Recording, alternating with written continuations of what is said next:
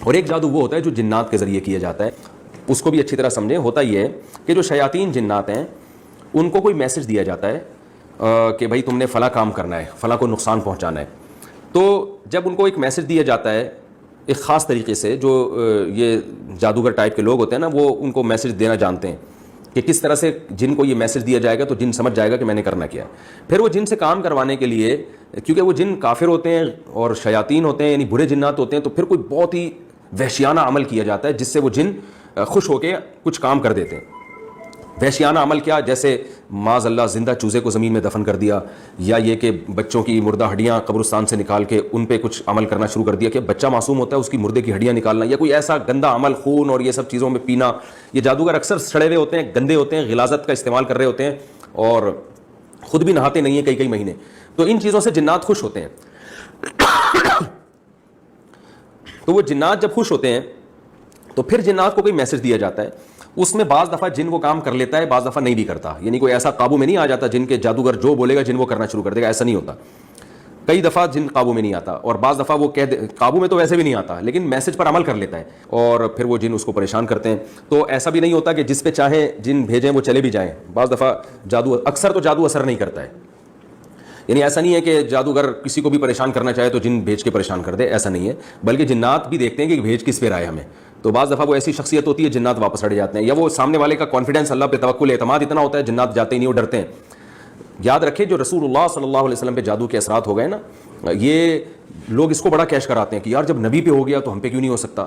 خوب اچھی طرح سمجھ لیں، نبی صلی اللہ علیہ وسلم پہ جادو کا اثر اس لیے ہوا تھا کہ یہودی آپ کو جادوگر کہتے تھے، تو اللہ نے اس الزام کو آپ سے دور کرنے کے لیے آپ پہ جادو کا اثر ہونے دیا.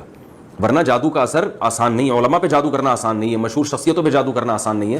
نبی پہ اس لیے اثر ہوا تھا، اور وہ بھی تھوڑا سا ہوا تھا، جتنا کیا تھا اتنا ہوا بھی نہیں تھا. اس لیے ہو گیا تھا تاکہ نبی صلی اللہ علیہ وسلم کو جادوگر کا تانا کم از کم ختم ہو جائے. ورنہ اگر جادو نہیں ہوتا نا تو لوگ کہتے ہیں یہ جادوگر ہیں، انہوں نے جادو کا توڑ کر لیا ہے. تو اللہ نے ہونے دیا کہ دیکھو یقین کر لو کہ یہ جادوگر نہیں ہے، ورنہ ان پہ تو اثر ہوتا ہی نہیں، کیونکہ جادوگر تو خود توڑ کر لیتا ہے اس کا. ورنہ جادو کرنا اتنا آسان نہیں ہے. جو لوگ کہتے ہیں نا اتنا آسان ہے، میں کہتا ہوں حضرت ابو بکر پہ کیوں نہیں ہوا جادو، حضرت عمر پہ کیوں نہیں ہوا. یہودیوں کی دشمنی تو صرف نبی صلی اللہ علیہ وسلم سے تھوڑی تھی، حضرت عمر سے تو بڑی دشمنی تھی، وہ تو پوری خلافت قائم کی. انہوں نے حضرت علی پہ کیوں نہیں ہو گیا، حضرت عثمان پہ کیوں نہیں ہو گیا. اور آج کیوں نہیں ہو جاتا؟ آج جے you I P T I کا پھڈا چل رہا ہے، تو وہ جے یو آئی والے دو چار جادوگر عمران خان پہ، جنات عمران خان پہ کیوں نہیں چھوڑ دیتے؟ پی ٹی آئی والے دو چار جادوگر مولانا فضل الرحمان پہ کیوں نہیں چھوڑ دیتے؟ کچھ بھی نہیں ہوتا.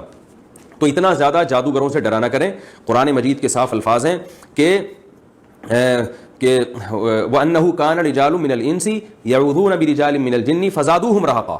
کہ جنات، سورہ جن میں یہ آیت ہے کہ جنات نے کہا کہ بہت سے انسان ہم سے ڈرتے تھے جس سے ہماری سرکشی بڑھ گئی. تو پتہ یہ چلا کہ جو لوگ جنات اور جادو سے زیادہ ڈرتے ہیں، جنات اور جادو اثر بھی انہی پہ کرتا ہے. جن میں کانفیڈنس ہوتا ہے ڈرتے نہیں ہیں، ان پہ اثر نہیں ہوتا. خالد بن ولید رضی اللہ تعالیٰ عنہ ایک درخت کو گرانے گئے تھے، اس پہ جنات تھے، تو وہ جو ہے نا ایسے وہ چڑیل بن کے ان کے اوپر حملہ کرنے لگے. خالد بن ولید نے ایک تلوار گھما کے اس کا جو ہے نا وہ ستیہ ناش کر دیا. اب کوئی عام آدمی جاتا وہ تو اور ڈر جاتا، پناہ مانگنے لگتا. تو جنات سے زیادہ ڈراونا نہ کریں اور نہ جادوگروں سے ڈرا کریں. آپ دیکھ لو یہ جو جادوگر بیٹھے ہوئے ہوتے ہیں، خون پی رہے ہیں اور گوبر شوبر رکھا ہوا ہے وہ پتہ نہیں گن میں، اور وہ فلیتے پلیتے جلا رہے ہیں، لوگ ان سے بڑے عقیدت مند ہوتے ہیں. جب پولیس چھاپا مارتی ہے کیسے بھاگتے ہیں یہ؟ کیونکہ پولیس جب جاتی ہے نا کانفیڈنس کے ساتھ، وہ ڈرتی نہیں ہے. تو اس وقت ان کے جنات کہاں چلے جاتے ہیں. تو اس لیے ان جادوگروں سے بالکل نہ ڈریں. اور یہ اگر کہنا میں یہ کر دوں گا وہ کر دوں گا، میرے بیان سن کے بہت سے لوگ الحمدللہ انہیں ڈرنا چھوڑ دیا. تو ایک جادوگر نے دھمکی دی کل 24 گھنٹے میں تیرے ساتھ یہ ہو جائے گا. وہ لڑکے کا میرے پاس فون آیا، میں نے کہا اگر تو ڈرے گا تو ہو جائے گا، یاد رکھنا، نہیں ڈرے گا تو کچھ بھی نہیں ہوگا. اور اس جادوگر کو بول لے بھائی تو ڈبل کر دے میرے ساتھ نقصان نہ. تو یہی ہوا، 24 گھنٹے گزر گئے، کچھ بھی نہیں ہوا. تو یہ جادوگر لوگوں کو زیادہ فری نہ کرایا کریں. لیکن بہرحال جو اس طرح کے لوگ ہوتے ہیں ان پہ جادو اثر کرتا ہے، جو ان چیزوں پہ زیادہ یقین کرتے ہیں. اور احتیاط کا تقاضا بہرحال یہی ہے کہ رقیہ شرعیہ کا اہتمام کیا جائے تاکہ یہ اثر بھی، اگر اس کا امکان بھی ختم ہو جائے. وہی رقیہ ہے جو نبی صلی اللہ علیہ وسلم نے بتایا. سورہ فلق، سورہ ناس رات کو اپنے اوپر پڑھ کے دم کرنا چاہیے، اپنے بچوں پہ دم کرنا چاہیے. اسی طرح دعا سکھائی ہے نبی صلی اللہ علیہ وسلم نے، اعوذ بکلمات اللہ التامہ من کل شیطان وہامہ ومن کل عین لامہ. اس دعا کو پڑھ کے اپنے اوپر بھی دم کرنا چاہیے، بچوں پہ بھی رات کو آیت الکرسی پڑھنی چاہیے سونے سے پہلے. تو یہ چیزوں کا اہتمام کریں گے انشاءاللہ اثر نہیں ہوگا. تو یہ میں نے دو قسمیں آپ کو بتائی ہیں جادو کی، ایک جنات کے ذریعے اور ایک جو شعبدے بازی ہے. اور یہ بات خوب اچھی طرح سمجھ لیں، علماء نے یہ بات لکھی ہے، میں نے حوالوں کے ساتھ یہ بات کی ہے. بعض دفعہ یہ جو شعبدے بازی ہے مسمرزم کیا جاتا ہے، بعض دفعہ آپ کے دماغ کو پڑھا جاتا ہے. تو وہ بھی کیا کرتے ہیں، یہ بھی جادو کی ایک قسم ہے کہ اسباب مخفی ہوتے ہیں لیکن کچھ کام ایسا ہو رہا ہے جس پہ آپ حیران ہوتے ہیں. بعض دفعہ یہ کیا جاتا ہے، آپ کو خاص عمل دیا جاتا ہے، آپ اس عمل میں مشغول ہوتے ہیں آپ کی سوچ مرتکز ہو جاتی ہے. تو اس سے جو جس نے آپ کو وہ عمل دیا ہے نا وہ آپ کے دماغ پہ اثر ڈال دیتا ہے. پھر